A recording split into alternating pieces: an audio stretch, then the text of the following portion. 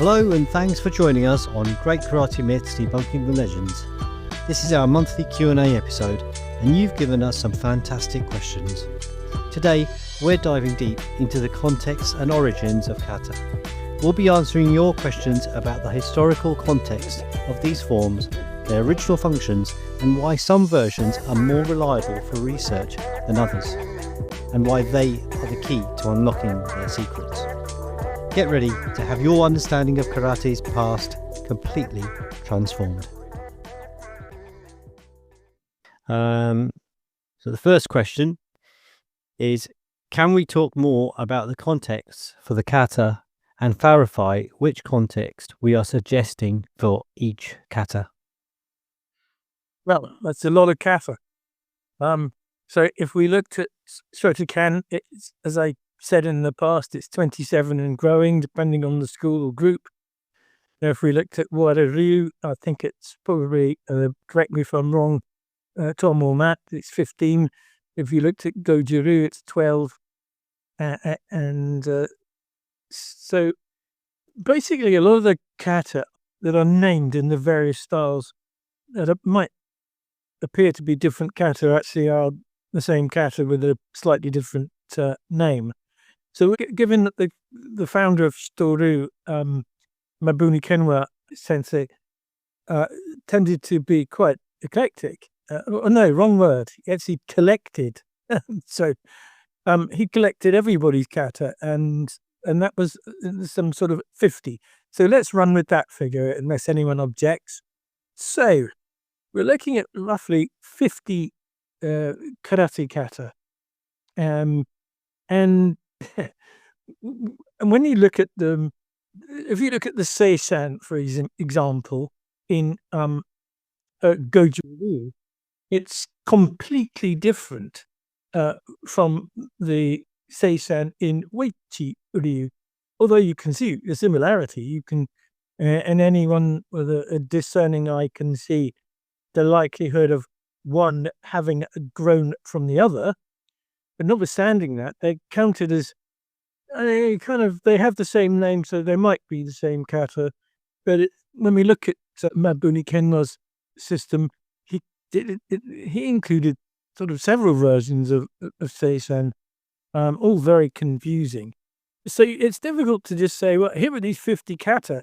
And of course, the general assumption is they're karate kata. So they're all unarmed kata. They are all about unarmed self-defense or unarmed fighting. And as we've demonstrated, the original versions are not. But so classifying them all is a tricky business, really. It's quite a big question. But I'll start the ball rolling by saying it's still judicious, it's still useful and germane to classify the kata into, we could be very picky and say into three categories, Naha, Shuri, and Tomarite.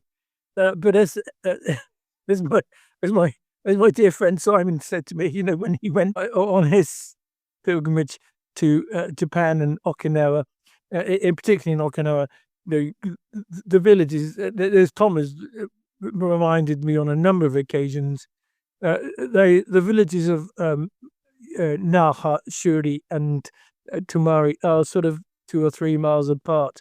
So there's no big deal there. But if we looked at those classifications and those, say, called 50 kata, it's easier to divide them into two broad bases, the two broad groups, I beg your pardon. And that would be Nahate and Shurite. So in a casual way, that would be, in a lazy way, that would be Goju-Ryu and Shotokan. Or if you like, Nahate and Shurite would be primary exemplars of those styles would be Matsubayashi Shorin-Ryu for the Teo Shorin-Ryu and Goju-Ryu or even Uechi-Ryu for the Naha. If we classify them into those two groups, we've got a good starting point. Yeah. So to get to the contexts of the original functions, you have to pass through the kata and the functions to get there.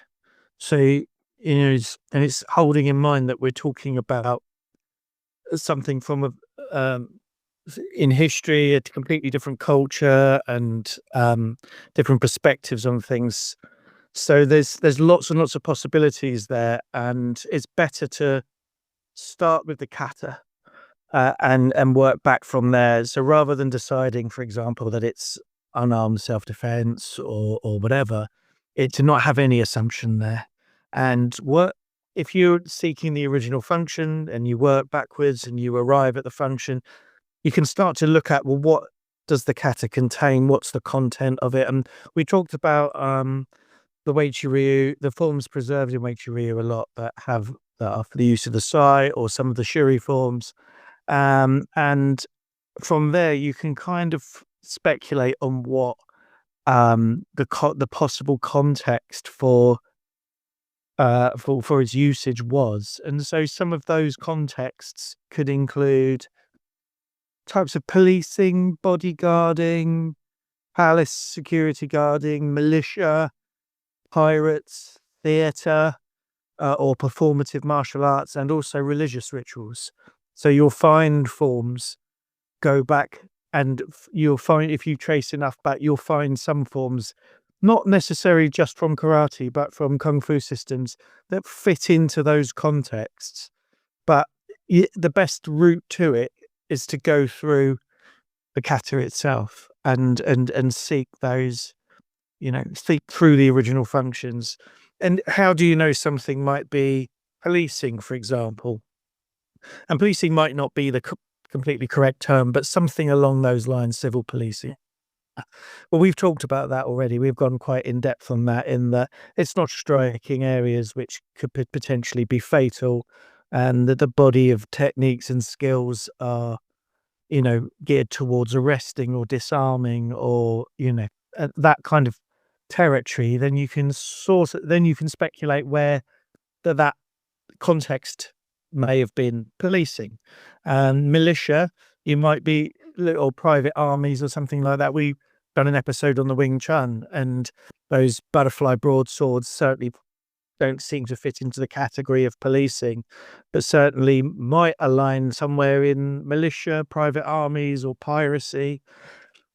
But you don't start at the context. You arrive at it once you've working through the kata. So we've got those classifications in karate of how and why those forms have been collected and arrived in Okinawa, and then we go back further to China and seek those original functions and then those original contexts for use.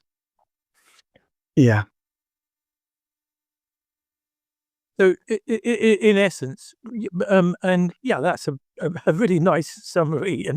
And what we're looking at, as far as I can understand, is that we're looking at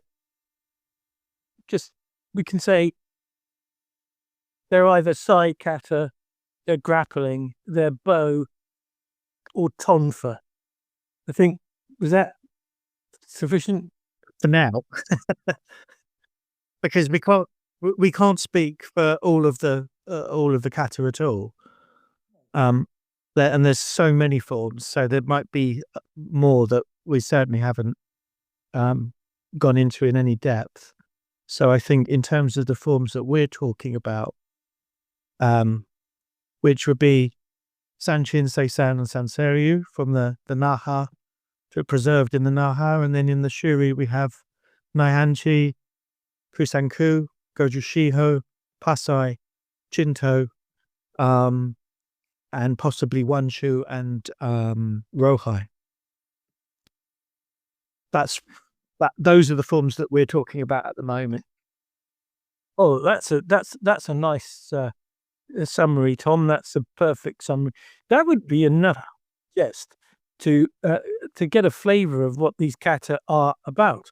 And I would say that we can't possibly know them all or know what they all do, because there are rather a large number of them, and some that are possibly yet to be discovered or revealed.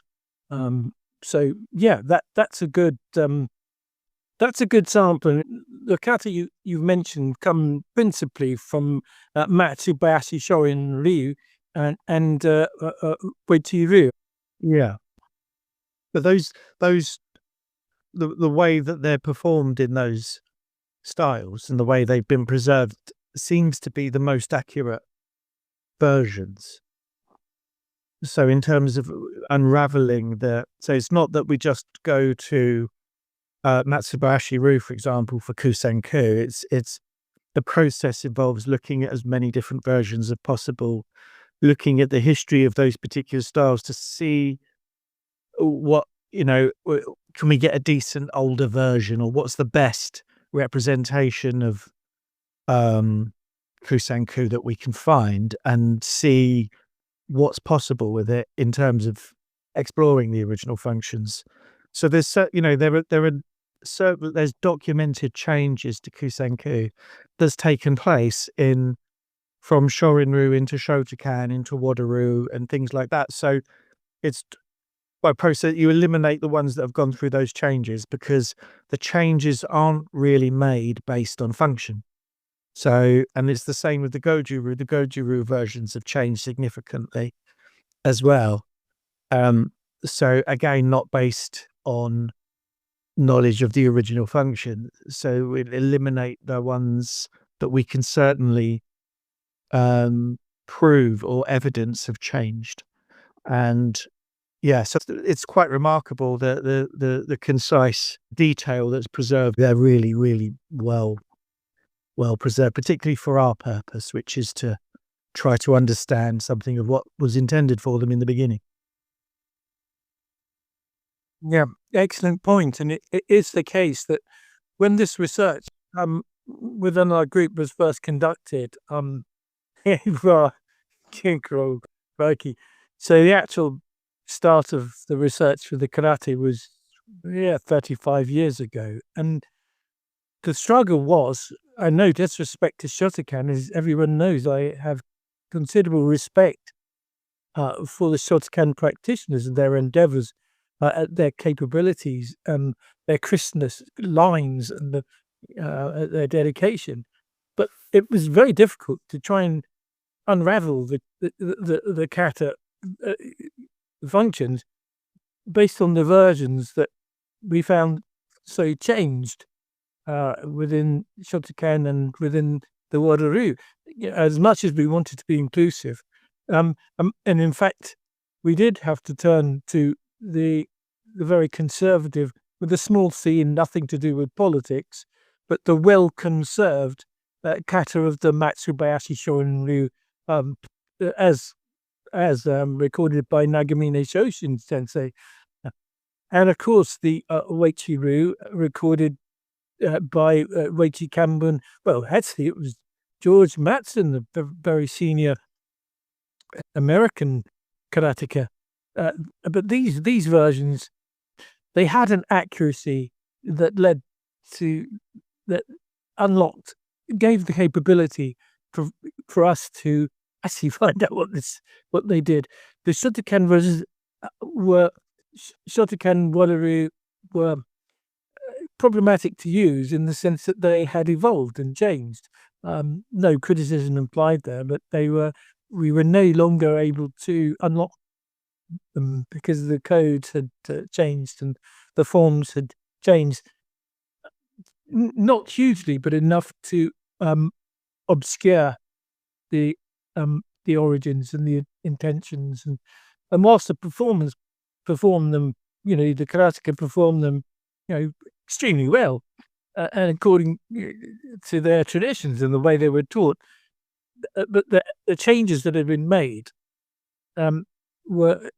made it impossible to use those versions. And in fact, one can understand what the value. One can appreciate the value of the Matsubayashi and the Uechi forms because they have been preserved intact. Matt, Kev, do you have anything to add if we move on? Well, I think I was just going to mention, or it was just coming into my mind, that it's a point that's been made before But it's worth repeating, I think, that the road to the contexts for the kata are the kata themselves. We're not, I mean, at this stage, we're unlikely, I think, to unearth, historical documents that lay out the A's, B's, and C's of what these kata were for. And that might happen in the future, but as Tom's pointed out, the context for the kata is arrived at through understanding the function of the kata. It's noticeable that in the list of possible contexts that Tom mentioned, he didn't mention any kind of military use. The clues to the actual use of these kata are in the kata themselves. They are the textbook. I know that that's been mentioned before, but I think it's worth repeating. Military disciplines are also quite well documented. So there's a fair bit of information that survived through the Ming and Qing dynasty, which points to what was being practiced by different military groups and things like that. I don't think that, and plus there's not really a lot of space for psi use on the battlefield and all that kind of stuff. So yeah, I think that's, again, there isn't evidence, but it's a different way of arriving at an understanding. We haven't got documents, but we do have the forms, and it's really important. The kata are the primary sources. It's not the case of, well, you can't show me in a book, therefore that's not. This is a different way of approaching history. We've got these manuals, these embodied manuals, or whatever, maps, whatever you want to call them. We've got these forms. These are the primary sources, and always the starting point for researching this kind of thing. And the history and what's available, what's been translated, and what we can access now is really secondary to the kata, and may support speculation and things like that. But the kata arrived without the functions, and they haven't survived in China with the functions either. So there's a lot of work in that. So it's not simply that we're just going, well, it's probably that. It's a careful examination of the content and the possibilities of these kata, and then seeing where they might have been applicable. As I said, policing might not be the right term. That's a modern term. That might not reflect that type of work in Ming Dynasty China.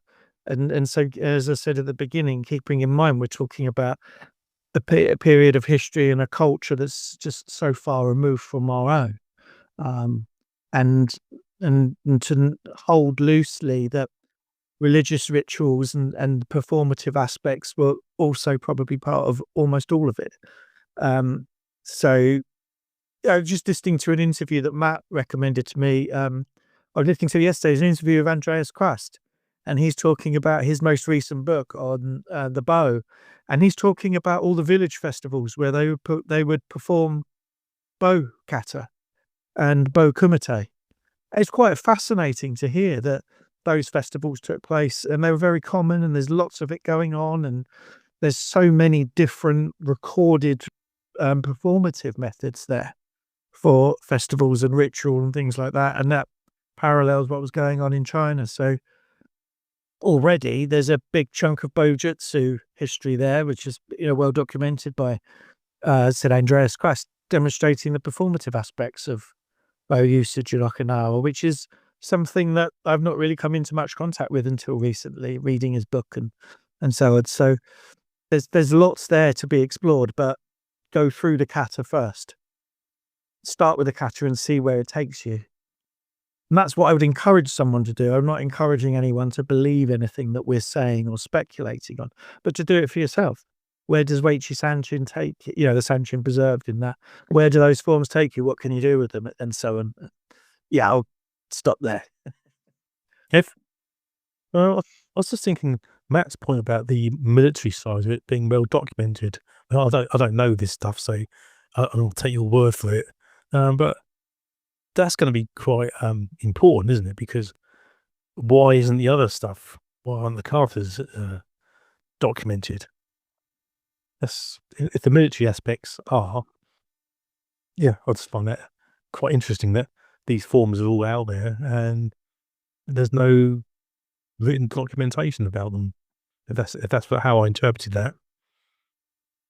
Yeah, I mean, thinking about there's the official records, there's lots and lots of them.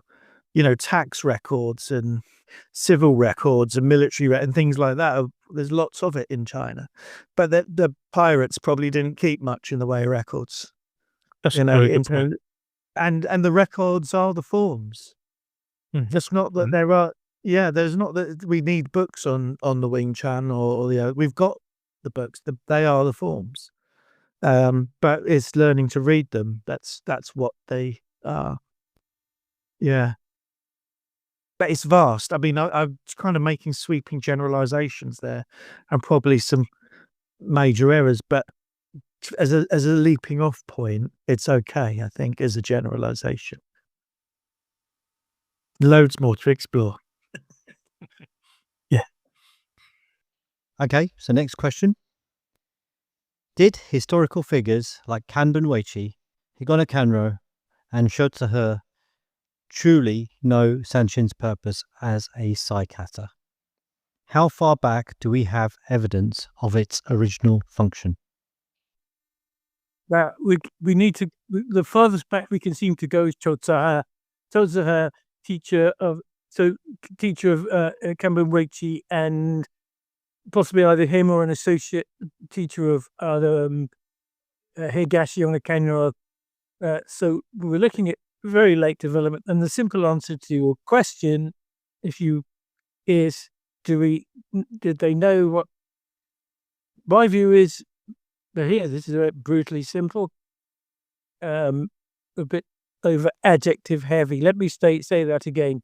The simple answer to the question is no, they did not know, or if they did, they hid it very well.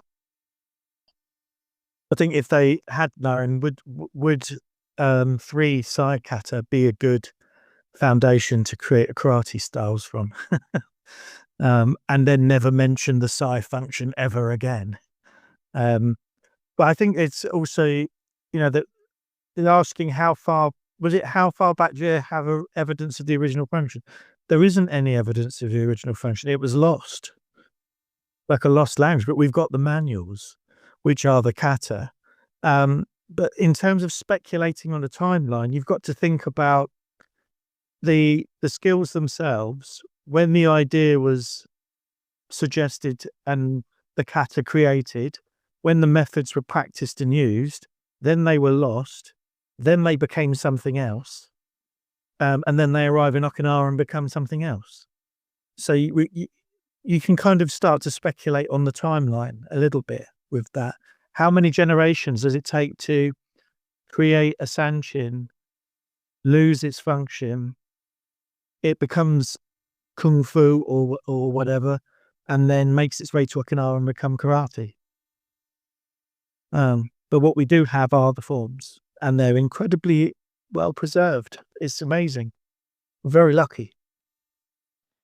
Okay, so final question.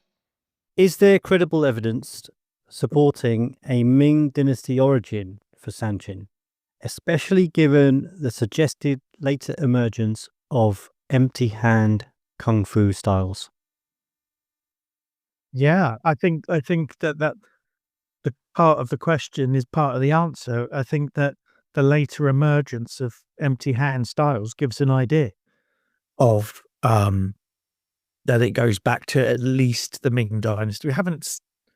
I think we can speculate that the Ming Dynasty is a possibility or earlier, but these empty-handed kung fu styles, like the Fujianese boxing systems, seem to pop up quite prominently in the Qing Dynasty.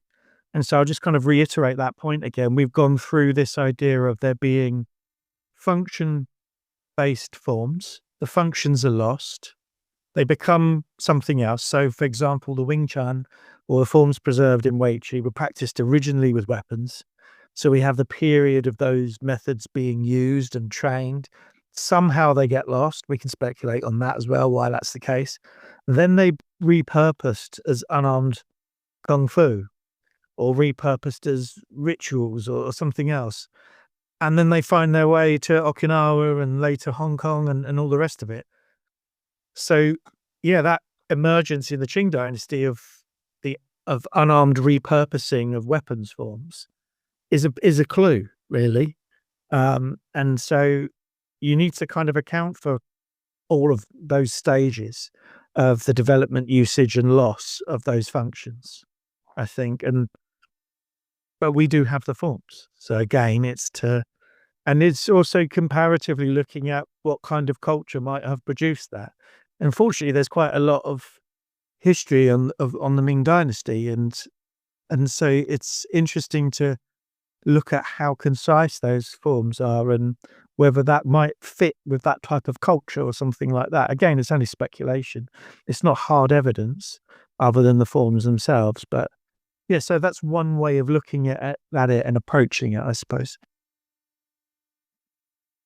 Before you move on, may I just add to Tom's comment that it's you can see that the if you look at the styles, Wing Chun and Bak Mei, Chole Foot, they're all named at the same time. They all emerge at the end of the Ming Dynasty.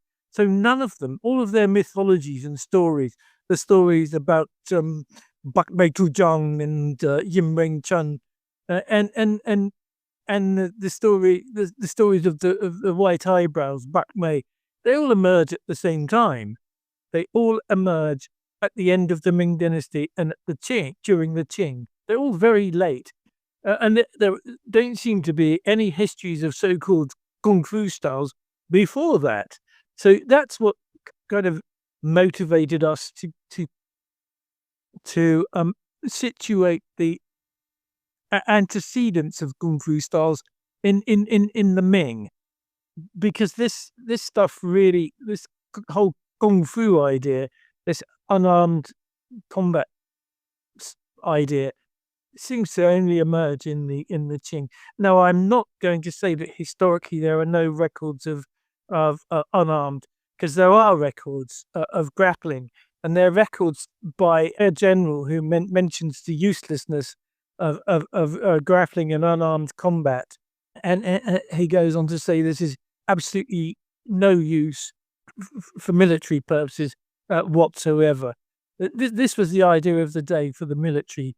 They discounted anything that was done without weapons, which is something that's supported by Don Draeger, who says the very same thing about the situation in Japan, where unarmed combat, quotes, unquote, was considered to be useless as a military tool and was just consigned to a civilian sort of peasanty street boxing punch-up situation. Sorry about the poor choice of words, but Draeger says the same thing. And Don Draeger was a martial art giant historically in terms of his grasp. The general that you're talking about is General Qi Jiguan, and he actually had he had his army practice an unarmed kung fu form as to stop the troops getting bored. It was recreation and exercise. It was never had to have any real combative value in terms of military. And so he just said it was a way of keeping the troops occupied, keeping them fit, keeping them busy. And that's why he encouraged it. But it was performative and recreational. It wasn't functional or practical. So it's and that's something as well that is, I suppose it's easy to assume, isn't it, that everything is pure function and all fighting and all combative in some one sense or another. And actually, some of these kata may well just simply have been recreational forms from start to finish, a way of keeping fit or emulating martial skills or something like that as a form of exercise, as opposed to being any real combative value. And that's all the time we have for this month's Q&A. Today, we learned that the path to understanding kata lies within the forms themselves, making them our most valuable source of information. We also saw how different versions of kata like those in Shotokan and Moto-Ryu, can obscure their original functions, while others, like those in Matsubayashi Shorin-Ryu and Uechi-Ryu, have been carefully preserved. Thank you for your incredible questions. Don't forget to subscribe to our podcast, follow us on social media, and share with those interested. Until next time, thanks for listening.